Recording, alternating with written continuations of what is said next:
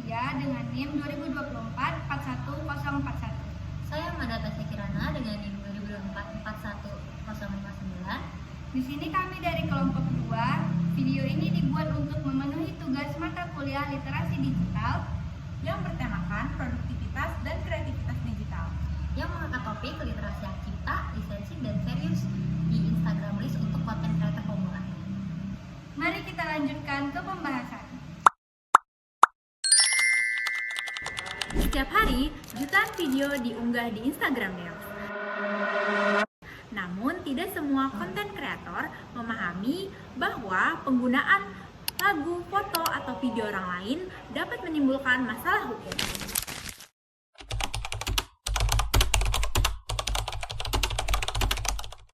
Pernahkah kamu bertanya bahwa mengambil musik dari internet itu aman? Dan apakah mencantumkan kredit saja sudah cukup? Dan apa itu bentuk serius? Mari kita bahas di video berikut. Kita masuk ke hak cipta. Apa sih itu hak cipta?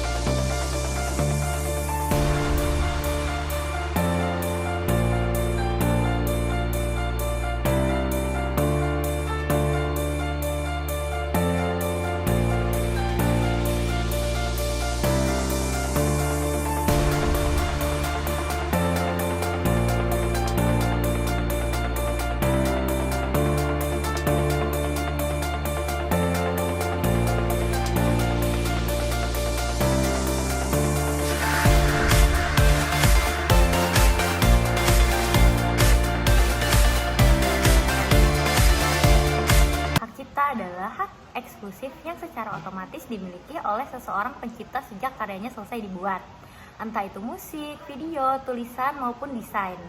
Hak ini memberikan pemiliknya kendali penuh untuk menentukan siapa yang boleh menggunakan, menyalin, mengubah, atau menyebarluaskan karyanya. Nah, menariknya, hak cipta ini berlaku otomatis begitu karya selesai dibuat, tanpa perlu didaftarkan dulu ke lembaga manapun. Jadi, begitu kamu selesai merekam sebuah video atau menulis sebuah lagu, secara hukum karya itu sudah jadi milikmu dan dilindungi. Mengapa sih hak cipta itu penting?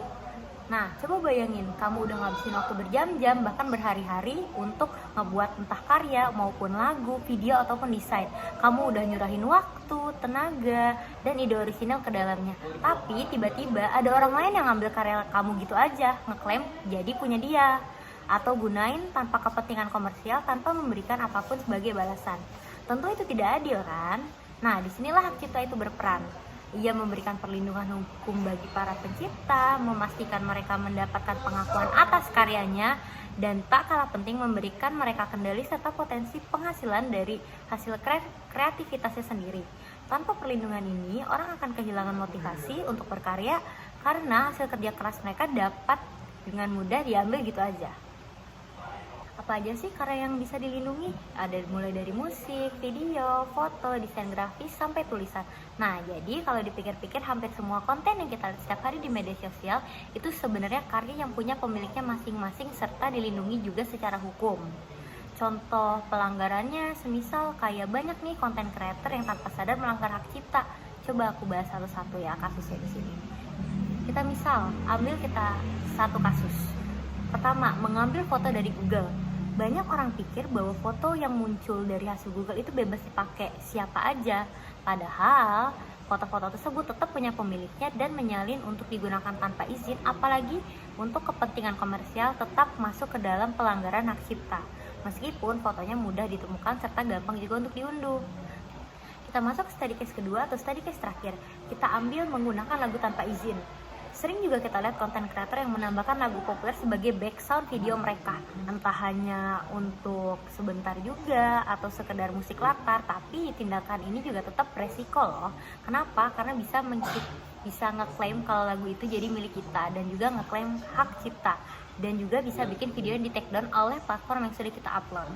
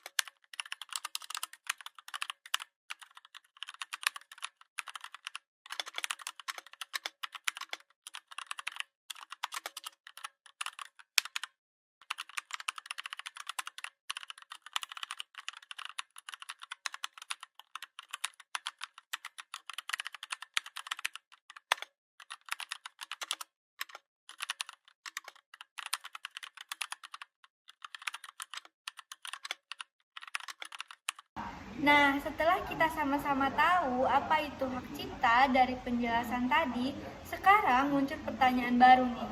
Apakah sebagai konten kreator kita sama sekali nggak boleh menggunakan karya orang lain? Jawabannya itu boleh banget, tapi ada cara legalnya, yaitu disebut dengan lisensi. Sederhananya, lisensi itu adalah izin resmi yang diberikan oleh pemilik karya kepada orang lain, supaya karyanya bisa dimanfaatkan tanpa perlu takut melanggar hukum. Jadi, lisensi ini ibarat surat izin mengemudi saat kamu mau menggunakan aset milik orang lain. Jadi, di dunia digital, ada beberapa jenis lisensi yang wajib banget kamu ketahui sebagai pembuat konten. Yang pertama adalah copyright atau hak cipta penuh. Kalau kamu lihat huruf simbol C dalam lingkaran, itu artinya semua hak dilindungi penuh. Kamu sama sekali nggak boleh pakai aset itu, baik musik, video, atau foto. Kecuali kamu izin langsung dan bayar ke pemiliknya. Yang kedua, namanya Creative Commons atau disingkat dengan CC. Nah, ini adalah jenis lisensi yang terbuka, yang paling sering kita temui dan muncul di internet. Pemilik karya mengizinkan kita pakai karyanya, tetapi tetap ada aturan mainnya. Aturan ini dibagi lagi menjadi beberapa kode penting. Yuk kita bahas satu persatu biar kita nggak salah paham. Kode pertama adalah CC BY.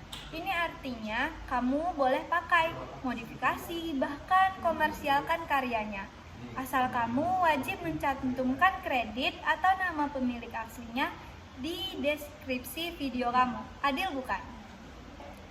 Kode kedua yaitu CC BY Strip SA atau Share Alike.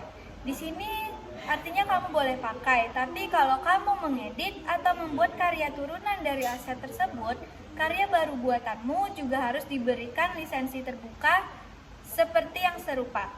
Kamu nggak bisa mengklaim hak ciptanya sendirian. Terakhir yaitu kode ketiga.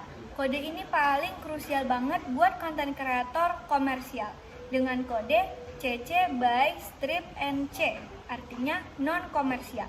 Artinya aset ini hanya boleh digunakan untuk keperluan non-bisnis, alias bukan buat cari duit. Jadi, kalau video reels kamu ditunjukkan untuk endorsement, jualan produk, atau akun bisnis, kamu dilarang keras menggunakan aset dengan kode NC ini. Nah, buat kamu yang pusing mikirin kode-kode tadi, ada solusi yang jauh lebih gampang, yaitu mencari aset dengan lisensi royalty free. Berbeda sih dengan namanya royalty free. Ini bukan berarti selalu gratis ya, melainkan artinya kita cukup bayar sekali atau bahkan gratis di situs tertentu, dan kita bisa pakai aset itu berkali-kali tanpa harus membayar royalti terus-menerus ke penciptanya. Di mana kita bisa mencari aset yang aman seperti ini? Tenang, internet menyediakan banyak situs legal yang menyediakan foto, video, sampai efek bersuara gratis untuk digunakan konten kreator. Contohnya seperti di Pisabuy, Pisales, atau Unsplash. Tips dari aku, sebelum kamu klik tombol download di situs-situs ini, biasakan membaca keterangan lisensinya dulu ya. Pastikan ada tulisan free for commercial use atau no attribution required, supaya posisi konten kamu benar-benar aman dari klaim hak cipta. Dengan memahami jenis-jenis lisensi ini, kita nggak cuma bisa bebas berkreasi, tapi sekaligus bisa menghargai jerih payah para pemilik karya di luar sana. Tapi tunggu dulu, pernah nggak sih kamu dengar istilah fair use? Katanya kalau pakai cuma beberapa detik itu aman. Benar nggak ya? Biar nggak tersesat, yuk langsung kita bahas bersama Cynthia di bagian selanjutnya.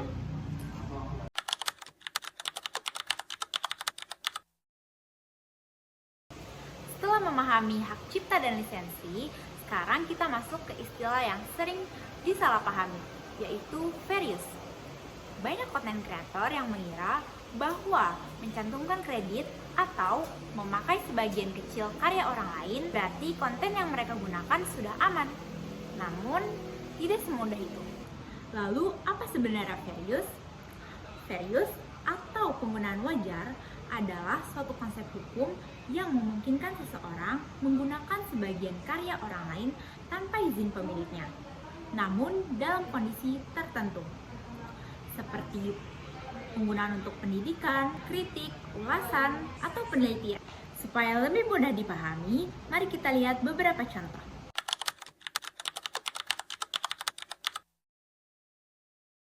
Seorang kreator membuat video review film menggunakan cuplikan selama beberapa detik. Lalu, konten kreator tersebut memberikan analisis dan pendapatnya sendiri.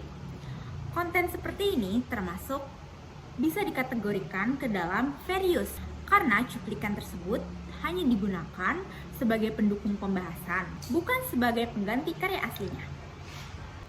Berbeda jika seseorang mengunggah satu episode film full atau mengupload sebagian besar film, maka hal tersebut tidak termasuk fair use karena tujuan utamanya hanya membagikan ulang karya orang lain.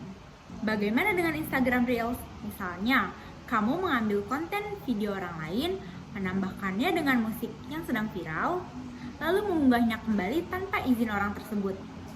Walaupun videonya sudah diedit atau ditambahkan musik, hal tersebut tetap dianggap melanggar hak cipta apabila tidak ada izin dari pemiliknya.